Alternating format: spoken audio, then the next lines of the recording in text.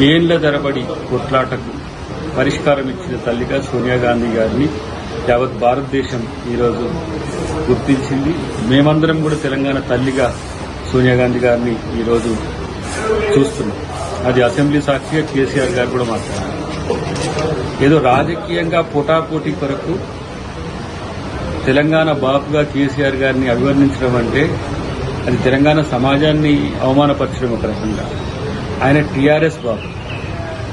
తర్వాత ఆయన తన రాజకీయ స్వార్థం కోసమో రాజకీయ ప్రయోజనాల కోసమో తెలంగాణ రాష్ట్ర సమితి అనేదాన్ని భారత రాష్ట్ర సమితిగా మార్చింది. ఆ రోజు తెలుగుదేశం నుంచి తన రాజకీయ అస్తిత్వం కోసం టీఆర్ఎస్ పార్టీ ఏర్పాటు చేసుకుని టీఆర్ఎస్తో తెలంగాణ ముఖ్యమంత్రి తెలంగాణ అయిపోయినాక భారత రాష్ట్రానికి ఆయన ప్రధానమంత్రి కావాలన్నట్టుగా భారత రాష్ట్ర సమితి అని చెప్పి ఇప్పుడు మళ్లీ తెలంగాణ అని చెప్పి సెంటిమెంట్ రగిలించడానికి ఏదో ప్రయత్నాలు చేస్తుంది. ఇది కాకుండా 10 సంవత్సరాల సంబరాలు తెలంగాణ ప్రభుత్వం చేస్తుంది. ప్రతిపక్షాలను, ప్రజా సంఘాలను, ఉద్యమకారులను, విద్యార్థులను అందరినీ గౌరవించే ఒక కార్యక్రమం తెలంగాణ ప్రభుత్వం చేస్తుంది. కాబట్టి దాంట్లో అందరూ పాల్గొని తెలంగాణ సమాజపు లక్ష్యాలను, ఆకాంక్షలు నెరవేర్చేదానికి సహకరించాలని కోరుతున్నాం.